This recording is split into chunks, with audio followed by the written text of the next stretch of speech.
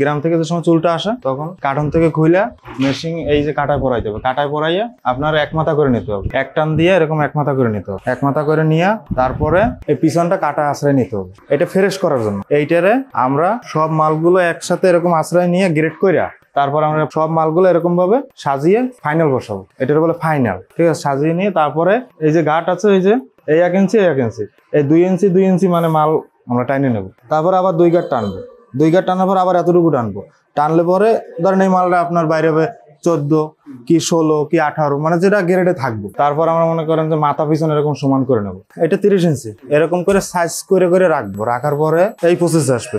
এখন এই মালটা ওকে, এগুলো হচ্ছে মাথাদের চিরুনি দাঁড়ানোর পর যে চুলটা ওঠে ওই চুলটা, প্রকৃত ওই চুলটাই আমরা এখানে প্রসেস করি। এটা এখন বাংলাদেশ থেকে রপ্তানি হয় চীনে, তাও প্রায় 18-20 বছর হয়ে গেছে এই ব্যবসাটা বাংলাদেশে। গ্রাম থেকে হকাররা সংগ্রহ করে, গ্রাম থেকে হকাররা সংগ্রহ করার পরে ওদের একটা মহাজন আছে, তাদের কাছ থেকে আমরা সংগ্রহ করি। আমরা সংগ্রহ করে ওটা মহিলাদের, গ্রামের মহিলা দিয়ে ওটার প্রসেস করে ছাড়াই। চিরুনি দাঁড়ানোর পর যেটা বের হয় ওটা সাধারণত গোল গোল হয়ে থাকে, গোল গুটি মতো হয়ে থাকে। ওইটা আমাদের যে মহিলাগুলা ওরা সুচ দিয়ে একটা একটা করে ছাড়াই, একটা গিটও থাকবে না, একদম ফুল ফ্রেশ একটা একটা করে বের করবে, অনেক সময় লাগে। বের করার পরে ওটা আমাদের বাড়িতে ওয়ার্কার আছে, ওটার প্রসেস করে, ওটার প্রসেস করার পরে ওটা ওয়াশ করে, শ্যাম্পু, হুইল, কন্ডিশন এগুলো দিয়ে ওয়াশ করার পরে রোদ্রে শুকাতে হয়। শুকানোর পরে ওইটার আবার আমরা আরেকবার প্রসেস করি। নেক্সট প্রসেসে ওটার হচ্ছে মাথা কাটে ওই যে লংগুলা এইগুলা সব সাইজ বাই সাইজ করি, সাইজ করে ওটা আমরা ঢাকায় নিয়ে আসি। আমাদের সাইজটা 6 ইঞ্চি থেকে শুরু হয়, 26 ইঞ্চি, 28 ইঞ্চি, 32 ইঞ্চি পর্যন্ত হয়ে থাকে।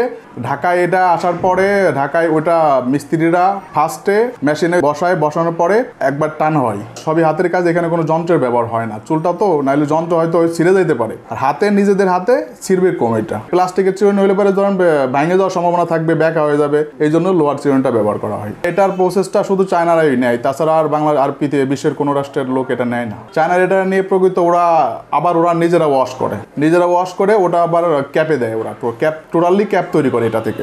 এটা যেটা দেখতেছেন এটার নাম হচ্ছে টুয়েজার। হ্যাঁ, এটা দিয়ে আর কি আপনার এই চুলটা আর কি টানা হয়। আর এই যে ঘাটটা দেখতেছেন না, এখানে 2 ইঞ্চি পরিমাণ আর কি মানে জায়গা আছে এখানে, মানে এই জায়গা থেকে 2 ইঞ্চি পরিমাণ এই ঘাটটা যদি আমি এখানে আউগাই দিই, এখানে আউগাই দিলে আপনার মনে করেন যে এটা একটা সাইজ মতো আর কি, মানে টান দিলে মানে সাইজ মতো আর কি মালটা আর কি বাইরে হয়। এখানে যে এখন আমার হাতে যে মালটা নামতেছে এটা হচ্ছে আপনার এই 12 ইঞ্চি আছে এখানে। 12 ইঞ্চি আছে, যে এখানে ঘাট আছে, ঘাট হিসাব আছে। এই যে এই ঘাট যেমন এই যে এটা হচ্ছে 8-এর ঘাট, এটা হচ্ছে 10-এর ঘাট, আর এটা হচ্ছে 12-র ঘাট।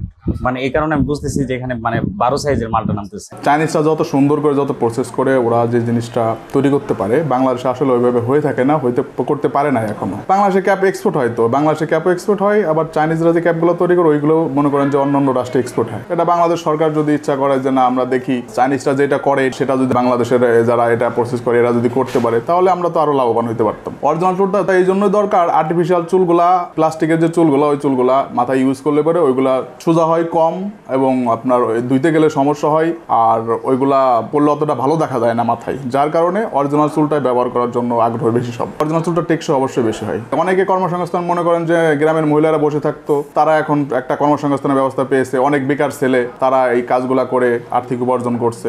আমরাও ব্যবসা করে মানে যতটুকু পারি স্বাবলম্বী হয়েছি। অত বেশি যন্ত্রপাতি না, তবে ট্রেনিং এর প্রয়োজন। সবাই কাজটা পারবে না, জাস্ট কিছুদিন থাকতে হবে, থেকে শিখতে হবে, তারপরে সে পারবে, তাছাড়া সে পারবে না।